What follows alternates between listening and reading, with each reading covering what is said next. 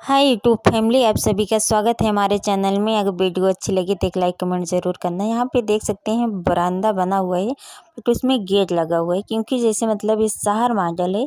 जैसे शहर सिटी में बनवाना चाहते हैं तो इसको बंद ही रहना चाहिए, खुला नहीं रहना चाहिए।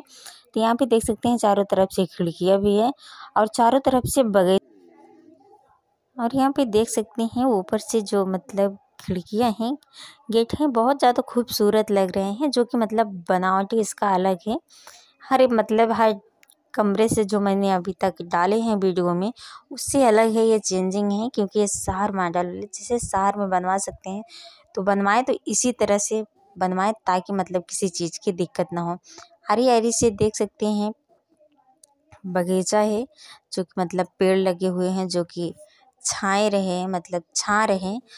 और साइड से पार्क भी है, और सामने से देख सकते हैं ऊपर भी कितना खूबसूरत लग रहा है। बहुत अच्छा नज़ारा है इसका।